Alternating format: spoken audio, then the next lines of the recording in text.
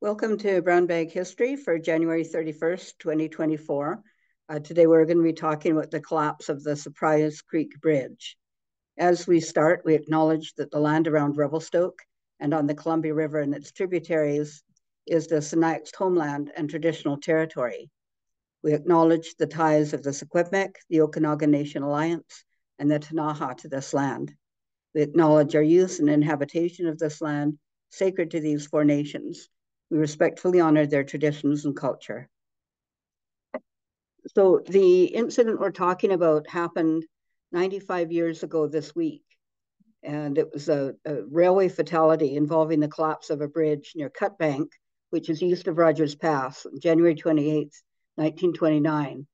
But it was a double tragedy because one day previously, another fatality had happened at Loretta, just 17 miles east of Revelstoke, when the head-on collision between two freight trains. The head-end trainmen on each train died in the collision. One of them was Orville Thompson, age 23, who'd lived in Golden and Revelstoke working for the railway.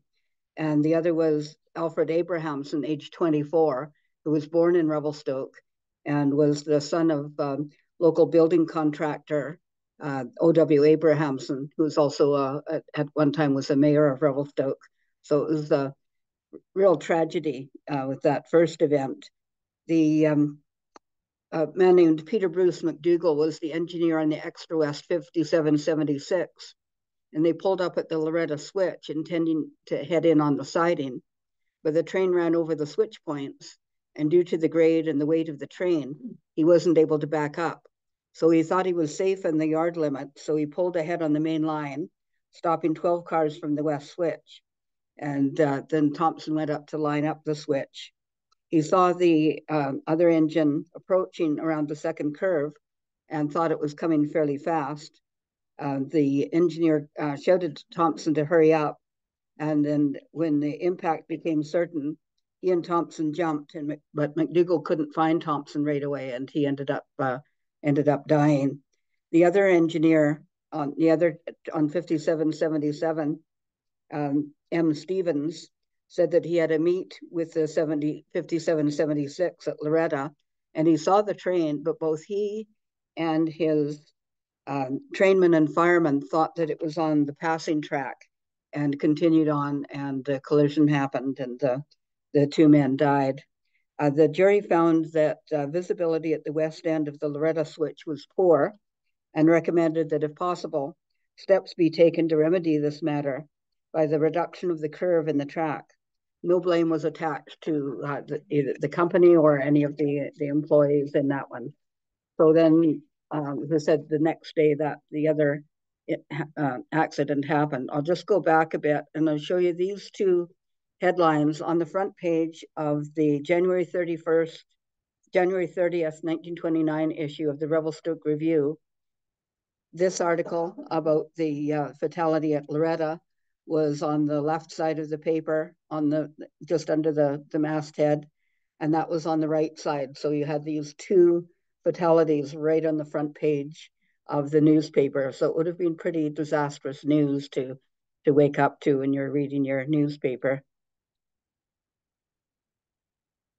So this was the Surprise Creek Bridge, and it was located near Cutbank and near closer to Beavermouth, sort of east of Rogers Pass. And this was during about 1915, during World War I, when they had bridge guards stationed on the bridges in the pass. The bridge itself had been built in 1896 and was actually being scheduled for replacement along with several others. So the two men who died were Jeffrey Hoban Griffiths, who was the fireman on the engine. He's in the back middle of this photograph. He'd be about 14 when this family photograph was taken.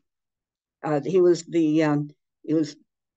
21 years old, was the son of Thomas and Alice Griffiths, and they had come from England in 1907 and were living in Revelstoke for a while, but then they'd purchased land in Big Eddy, And so during in 1908, they were in the process of building their property when son Jeffrey was born.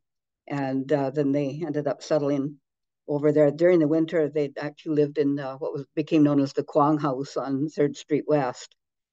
So they settled in Big Eddy. They had quite a large farm there. His father was known as, they actually had the agricultural shows there at their farm, and the experimental farm lessons were done there for quite some time. But he attended school in Big Eddy. They had a public school there, and he was a member of the Woodmen of the World Lodge and St. Peter's Anglican Church. He had three sisters and two brothers. The other man who died was Bertram Woodland, known as Bert. He was the engineer on the train. He was 45 years old. He was born in Dorsetshire, England, November 11th, 1883. He married Susan Beach in Manitoba in 1913. They lived in Cranbrook and Revelstoke, sort of back and forth between the two locations. Quite a few of their children were born in Cranbrook and some here. And Bertram worked as a locomotive engineer. They had 7 children: Bertram, Margaret, Barbara, Frederick, Dorothy, Richard, and Morris. They were between the ages of 3 and 15 at the time of Bertram's death. He'd worked on with the CPR since 1908. He had a mother and 2 sisters in Cranbrook, and his brother Fred was also an engineer in the Revelstoke Division. He was active in sports, especially excelling at tennis and badminton, and a member of St. Peter's Anglican Church. And the newspaper said this well-known railway town has scarcely grasped the significance of Sunday evening's train wreck, in which 2 local boys lost their lives, when word reached the city Monday morning of another disaster in which 2 local railwaymen lost their lives. So this is the location. You can see there's the glacier down here, and then Cutbank and Sturdy and Beavermouth and Donald over here. So you can see it's on the east end of the east side of Rogers Pass. The weather was extremely cold at the time. They said temperatures were minus 40 Fahrenheit in Rogers Pass and throughout that area. Fireman Jeffrey Hoban Griffith and engineer Bertram Woodland were in a pusher engine 5767 behind engine 5779 with engineer Douglas Fraser and trainman William Allison. Fraser said that now a lot of this came from the inquest, which was published in the newspaper. So Fraser said that on the morning of the 28th of January, he had left Beavermouth, assisting passenger train number 3. At Sturdy, the regular engine failed, and his engine, 5779, was placed next to the train, and word was sent to Beavermouth for a pusher. The 5767 with engineer Bert Woodland arrived shortly and coupled to the 5779 on the head end, and both engines proceeded with the train to Glacier. At Glacier, the engines were turned around, with 5779 on the head end, and the 5767 with Woodland and Griffiths coupled to it. After having received orders, they commenced the return trip to Beavermouth. They passed over the Stony Creek Bridge without incident, and then they slowed down to 6 miles an hour at the entrance to Surprise Creek Bridge. Both bridges were creaking that morning. It was considerably below zero. Fraser's engine was almost across when he felt a pull on his tender, and thinking something had happened to the rear engine, he opened his throttle wide to pull both engines clear. There was a lot of steam around and his view was obstructed. He heard a terrific roar, but kept working steam as long as possible. Putting on his emergency brakes, he descended from the cab and walked to the rear of his engine. He observed the other engine in the ravine below and noticed that a span of the bridge was missing. He called to his fireman, William Allison, to go ahead to Sturdy to tell the dispatcher to hold all trains. He climbed down the steep embankment to the other engine, and you can see where this is where he would have climbed. So he would have been climbing down here. And They said that the engine was enveloped in steam. He pulled his cap over his face to protect it from the steam and groped around for the engine crew. He succeeded in getting a hold of one of Woodland's legs, but he was wedged solid and Fraser could not move him. He climbed around the boulders of the ravine to the other side, scaled the rocks and abutment of the bridge to the track above to warn other trains. When assured that all trains had been warned, he retraced his steps to his own engine and pulled into Sturdy. So he climbed down to the engine, climbed down to the bottom of the ravine, across the ravine, up the other side and onto the track, and then did that in reverse once he had warned the trains ahead.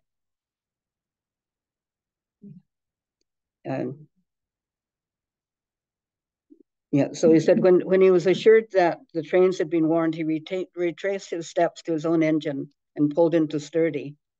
Fireman Allison said that after going to Sturdy and informing the dispatcher of the disaster, he returned with one of the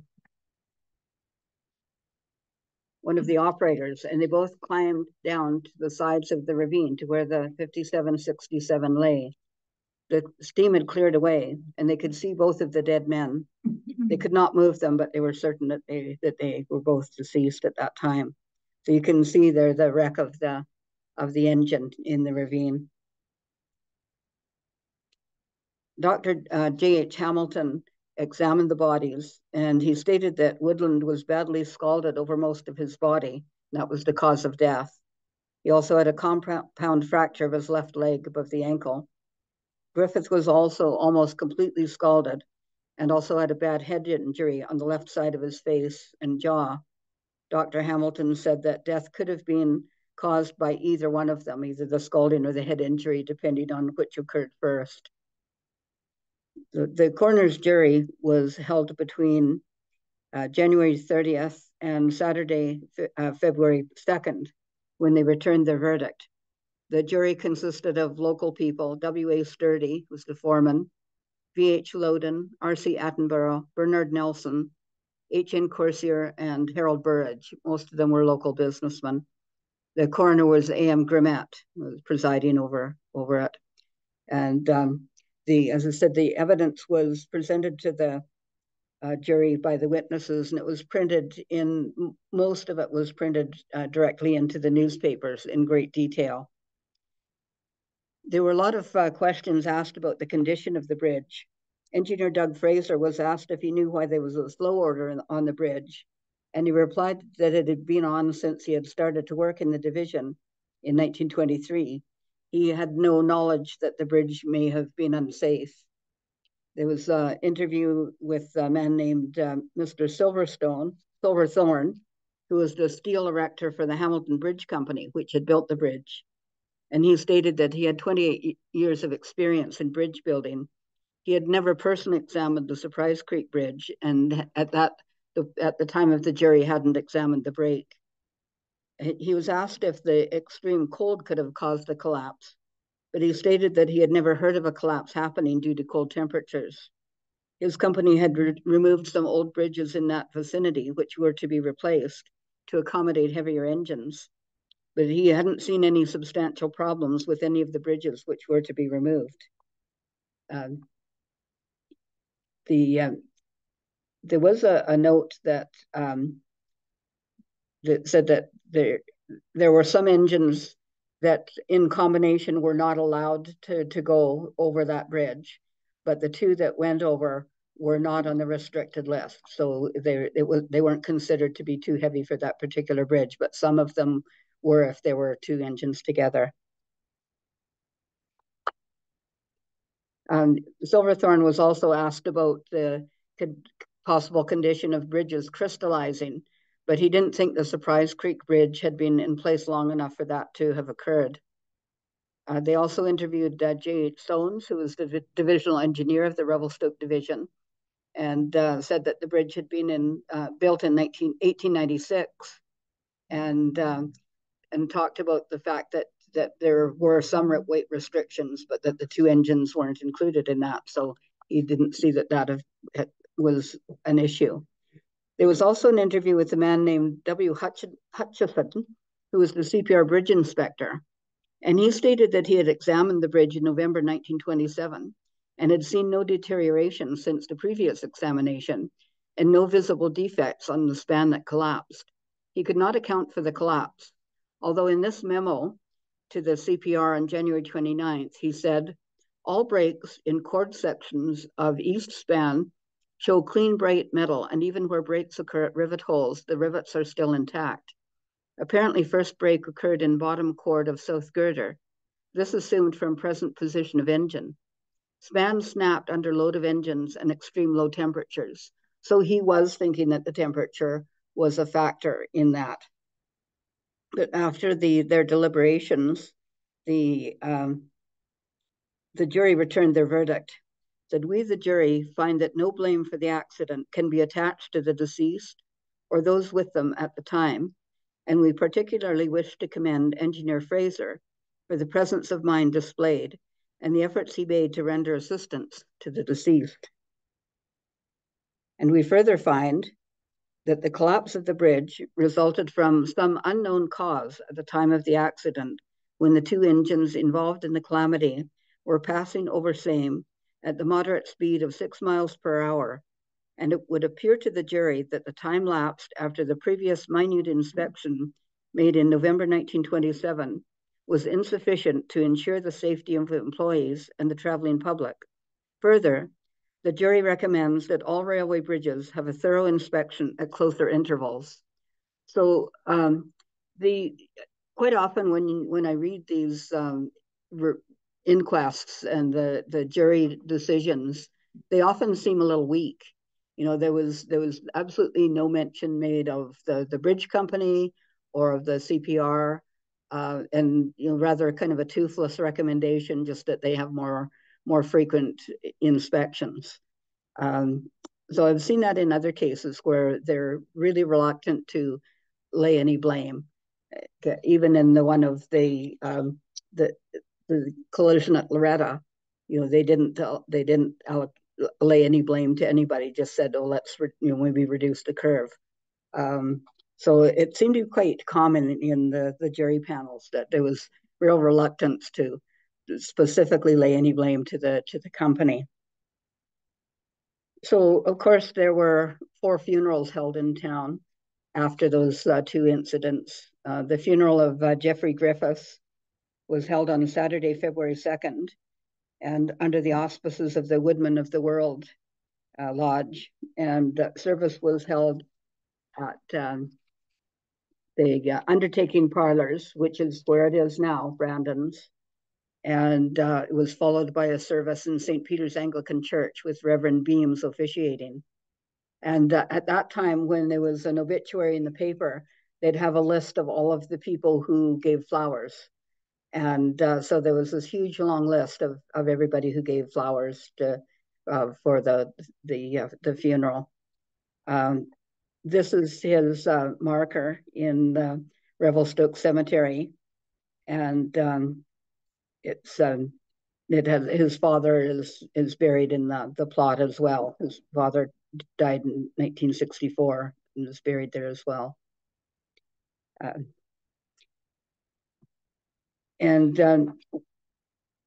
Jeffrey's older sister, Esther, was married at the time to Cal Boatwell. And in the information that we have, or all of the files that we have, there was this little memo from the local superintendent, J.D. Frayne, to an agent at Salmon Arm. Said, wish you would get in touch with Mrs. R.E. Boatwell, Salmon Arm, through phoning Mr. Springer, and advise her that J.H. Griffiths, her son's brother-in-law, was killed yesterday, and ask if she wishes to come to Revelstoke. If so, we'll arrange transportation. So her son, Cal Boatwell, was married to Esther, Jeffrey's sister, so they did arrange transportation for her. The funeral for Bertram Woodland was held on Sunday, February 3rd, also at St. Peter's Anglican Church, and also under the auspices of Reverend W.S. Beams. It was under the auspices of the Brotherhood of Locomotive Enginemen and Firemen, of which he was a member. And his obituary also listed dozens of floral tributes. there was also a telegram regarding Mrs. Woodland's sister, Miss Beach, who was coming from, don't know if she was coming from, yes, from Oak Lake, Manitoba, and may have been routed by Nelson. So they were making sure that she was going to arrive in time for the funeral as well. A little side note there, my mother was born in Oak Lake, Manitoba. That's where Mr. Woodland's wife was, Susan, was from. So Woodland and Griffiths and Orville Thompson are all buried in the same section in Mountain View Cemetery in Revelstoke. So if you go to the maintenance shed and the road, the shed's there, and there's a road in front of the shed that goes down to the far end of the cemetery. And just a little ways from the shed, there's a concrete section where there's several burials. And on the far end, the left side is Bertram Woodland, and on the right side is Jeffrey Griffiths, and in the middle is Orville Thompson. There's a few other burials in that section as well. So three of them, men from those two incidents, were buried quite close together. Alfred Abrahamson, his family already had a family plot farther back in the cemetery, so he's buried in the family plot. So as mentioned in the inquest, Engineer Douglas Fraser was commended for his actions after the bridge collapse. Superintendent J.D. Frayne sent a memo to a Mr. Elliott asking him to set up Form 102, crediting Engineer Fraser with 20 merit marks. And it was to read, in extremely difficult conditions and at great personal risk, succeeded in protecting other trains promptly when track was rendered impossible, as prescribed by Rule 99. And there's a copy of his merit marks that was put in his file. And J.D. Frayne, the superintendent, also wrote a personal letter to Fraser on February 5th, 1929. It read, "My dear Mr. Fraser, I cannot allow the occasion to pass without expressing the satisfaction that is felt at the courageous manner in which you discharged the very onerous duty forced upon you by the recent unfortunate occurrence at Surprise Creek Bridge. The crossing of Surprise Canyon is a task of no mean proportions under the most favorable conditions, and hampered as you were with equipment, together with the trying weather conditions, with deep snow and ice, makes the success of your undertaking a splendid attainment. It is, of course, the primary and paramount duty of every employee to protect other trains when conditions demand. But in the present instance, the obstacles which had to be surmounted were of such a difficult nature and the personal hazard so great that the successful accomplishment is worthy of special recognition. It is gratifying to me, and I'm sure it will be a satisfaction to you, to know that your action won the warm admiration of our general officers. It will give me a great deal of pleasure to have your meritorious and worthy action permanently inscribed in the records of the Canadian Pacific Railway. Very sincerely yours, J.D. Frayne, Superintendent." It's very, I think, quite unusual for a superintendent to do a personal letter of commendation like that. But it really was, when you think about what he did, it was really very extraordinary. So obviously the concern there was the rerouting of traffic and the replacement of the bridge, because there it stopped the main line and between Revelstoke and Golden. And while the regular passenger service was disrupted, Revelstoke was being served by a train running between here and Vancouver, as well as a local operating between Calgary and Beavermouth. And there's lots of memos and telegrams in the files about everything that was involved in rerouting traffic.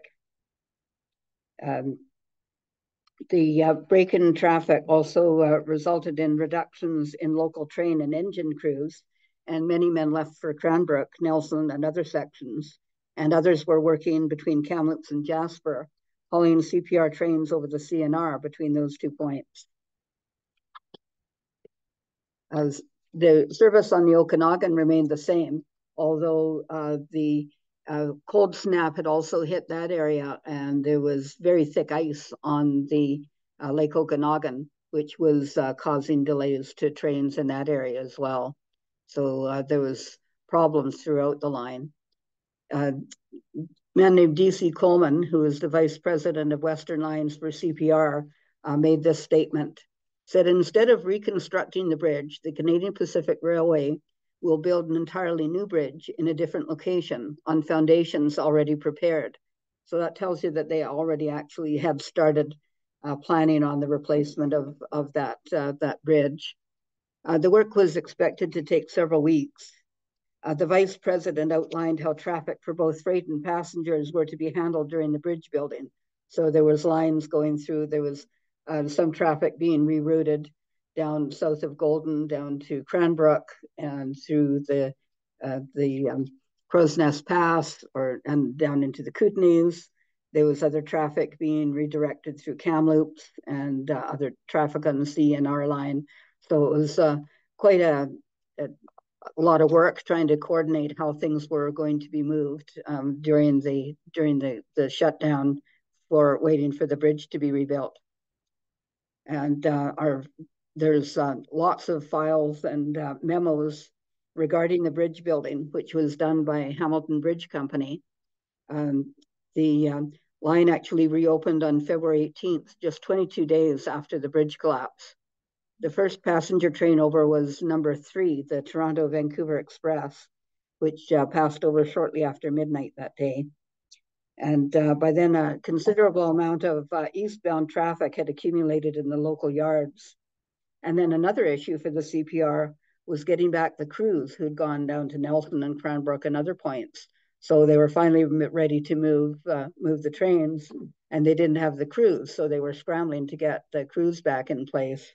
So the lots of issues that incident created. That was just one of them. The newspaper of February 20th, 1929 talked about the amazing feat of building a new bridge under these conditions. The article reads, the feat of the Canadian Pacific and Hamilton Bridge Company workmen in erecting a new steel bridge in about 20 days from the time of the accident is considered a marvelous achievement. The steel had to be transported across the continent, and the men had to work in a temperature which at times dropped as low as 40 below zero. 3 shifts worked continuously, artificial lighting being used at night. The bridge was flung across a 200-foot gully, which added to the difficulties. Foundations of the old structure were not used. It was estimated that during the shutdown, the company had lost several millions of dollars due to the interruption in traffic. On a telegram from C.A. Cottrell, head of Western Division, to J.D. Frayne, with a message from Grant Hall, who's the president of the company, said the remarkable progress made in constructing the new bridge across Surprise Creek is an outstanding achievement, and I believe creates a record in bridge construction. Everyone associated with the work is to be congratulated on their wholehearted cooperation, and I wish you would convey to all concerned my sincere appreciation of the splendid performance. And as I mentioned, the page isn't showing up there, but as I mentioned, we have all of the accident files related to this incident. And Harumi digitized all of those files several years ago. We have like accident reports from 1909 to the 1930s. And she went through and we determined ones that were of significant events like this one, and other slides and fatalities and major incidents, and digitized all of those records. And those are now all available on the BC Regional Digitized History website, which is done through UBC Okanagan Library Special Collections. We have quite a bit of our collection on there, photographs and high school annuals and other material. And so all these accident reports are available on there as well. This one had 740 pages of material, mostly some of those memos and telegrams that I was showing you, and it really gives you a good idea of what's involved in an accident like that. So you can reach this site through our website, revelstokemuseum.ca. Go to collections, digital resources, and it'll take you to the BC Regional Digitized History site where you can explore the collections there. So yeah, so definitely a major event, and as you can see, it had huge impact on the company. We actually have another report that was written by a man named Walter Pafford, who worked for the railway quite a few years ago. I believe it was written in the 1970s or 80s. It's a very long report, and if anybody wanted to really dig deeper into this incident, you can certainly access that report and read it. It's way longer than I could have used in a short talk here, but has a lot more detail and explains a lot more about all the why they were using the pusher engines that they were, and all of the lots and lots of detail. So if you're that's something you're interested in, we have that available to read. So thanks for coming for today's talk. We've got a few things coming up in the next little while. This Saturday, February 3rd from 3 to 7, we're doing another fundraiser for our vertical lift project. We're doing so well. The community has been just fantastic in donating towards it. We're less than $40,000 away from our fundraising goal. And we're going to be doing an online auction, and we're kicking that off on Saturday. So we'll have some refreshments here, and I think both Terra Firma and Starbucks are providing refreshments, so it'd be worth coming just for the coffee and treats. And check out we'll have the online auction items here. All of the bidding has to be done online, but you can certainly have a look at the items here, and then the auction will be open until February 10th. So I encourage you to come out and just see where we're at with the project and have a treat. I've been doing some crochet classes. I've got another one coming up on February 6th for beginners. So if you're been dying to learn how to crochet, you can sign up for that. And we've been doing Film Fridays, and this coming, or the February 9th, our next one is a film called The Reckoning. And that was done by CBC back in 1977. And it's an hour-long film about the Columbia River Treaty. We used portions of it in our Washed Away film. So any of the older footage that you see in our film came from this film. The film itself is quite interesting. It really outlines sort of what was involved in the losses in British Columbia as a result of the Columbia River Treaty. And next Brown Bag History on February 14th is on snow festivals in Revelstoke. So I've got our intern Mandy trying to track down when the first outhouse races happened in 1976. So if anybody was involved in the first outhouse races, I want to talk to you. So thank you very much for coming today, and we'll see you soon. Thank you.